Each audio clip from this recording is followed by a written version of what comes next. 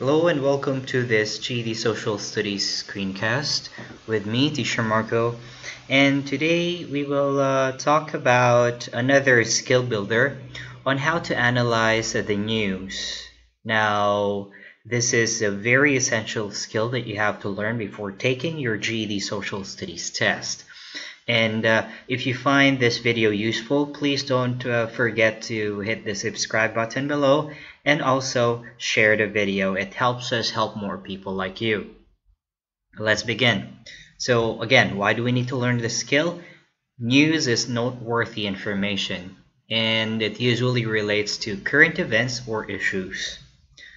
You can also gather valuable information about events that happen in your community, in the United States and around the world by watching or reading news reports. Analyzing news and news stories is an important part of being an active citizen and also as a test taker. And if you develop this skill, it will also help you form educated opinions and make well-reasoned decisions. So, what are news sources? News sources are 1. Published in print, broadcasted on television and radio, or it can also be published to the internet. Just make sure that it is published using a reliable website or source. So news is published in print publications that include newspapers and magazines. So some examples of commonly used dailies, Washington Post, Miami Herald, Chicago Tribune, and some weekly publications or news papers are Miami New Times and Columbus Alive. For magazines, we do have weekly magazines like Time, Newsweek, New Yorker, and monthly magazines like The Atlantic, The Economist, and Vogue. So news is also presented on television, like network news, ABC, CBS, and NBC. Also on cable news, like CNBC, CNN, C-SPAN, MSNBC, and Fox News. Some radio station broadcast the news. So on most radio stations, traffic reports, weather, and local news stories are broadcasted throughout the day, while some radio stations only broadcast national and world news. On the internet, news is available through websites like NewYorkTimes.com, Time.com. You can also try to find them in Politico, Salon, Slate, and the Associated Press, and also Reuters. So, in order to analyze the news that you read or watch, you need critical thinking skills. You need to analyze the visuals. You need to evaluate sources. You need to distinguish fact from opinion. And also, you have to recognize bias. Now we'll talk about these 4 critical thinking skills and analyzing the news. So think critically. To apply critical thinking skills when you analyze the news, you should distinguish facts from opinions. I have a separate skill builder screencast about that, so please check on the channel video list. Also ask yourself the question, who created the story and why? Notice how the news story was produced and the decisions made to bring the story to the public. Also recognize and think about any bias in the story. Evaluate the quality and reliability of the news source. You cannot just believe any website, any newspaper. Check on the reliability. So first, on the 4 skills, critical thinking skills that I mentioned a while back, is to analyze visuals. Does the story include images, video, or graphics? What decisions were made in creating the story? So what visuals were chosen? So ask yourself, do these images add information to the story, or do they illustrate information that is already presented? Also, what feelings or reactions are created by the images? Are there graphs, charts, political cartoons, or other representations of data? Is the source material given for data?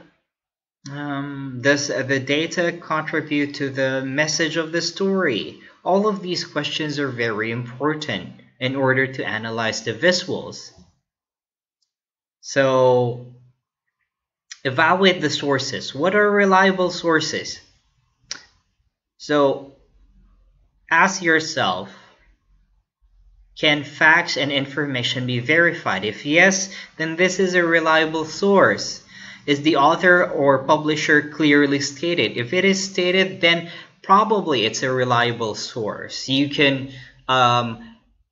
actually do a research and find out who is the author or publisher. Can the author or publisher be contacted or verify information? This what I just mentioned. If you Google the name, and you will find a lot of publications or a lot of articles that were published earlier by the author or the publisher, then yes, this is a reliable source. Do other news sources present similar information? So there's a probability that if this is plagiarized, then you will find similar information or article, right, written by a different author. Well, it means it's not a reliable source because it's being copy-pasted or plagiarized. So also you have to learn to distinguish fact from opinion. It is important to recognize this so that you can determine if the information is accurate or likely to be an appeal to emotions. So fact, again, something that is true and can be supported with evidence or data, while opinion is a point of view or interpretation of facts. Now, how do we recognize bias? So a bias helps you, when you recognize bias, it helps you to analyze and understand the information presented to you. So what is a bias? Having a pre-existing opinion, attitude, or belief about something. So news stories can contain some bias. The message in any news story reflects the attitudes, beliefs, and ideas of the author. All right? So it may contain a judgment of the author. So in order to recognize bias, ask yourself, who produced the news story? Who paid the cost to present the news? What is the goal or purpose of the story? What choices were made when presenting the story? All right. Let's go to the first one. Who produced the story? Is this a well-known and reliable news source? Some news sources try to present information about events with little bias. Examples: article in a major newspaper, story on national network news broadcast. So think about this. Is this an opinion-based story? Because some news sources support a belief or cause, right? There are some publications which support a particular belief or cause. So some examples of this, political party website, right? Who paid the cost to produce the story? Who owns the publication station? Check on the history of this website, all right? Is it a government department? Is it a special interest group? Is it a political organization? Or is it a corporation? Always check on those. These groups may try to convince people to support a particular point of view, even though the writer has different point of view, but the owner or the publication, the owner of the publication might have an effect to the writer. What is the purpose of the story? Is it to inform? It's used for many news stories. The level of bias has least bias since it is meant to present facts. Right? Is it to entertain? Because if so, this may include facts, but also may include opinions or beliefs.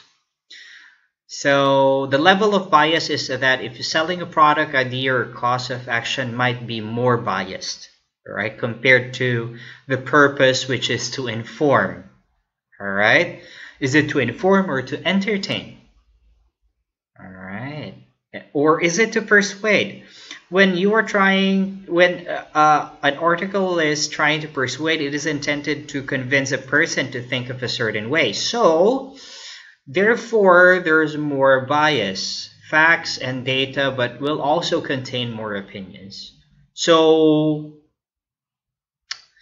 check the level of biasness of the article.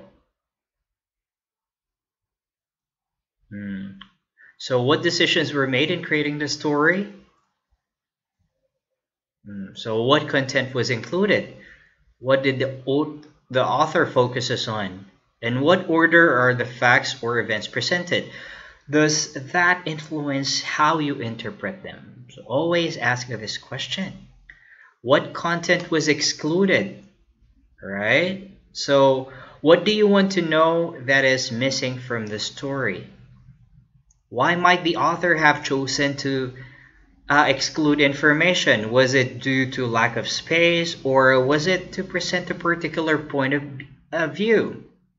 In order to become a good reader, should be able to recognize those things and point it out in the article. Now, who is the audience? The audience is a group of people who hear or read a story, a news story. News is created for a specific audience.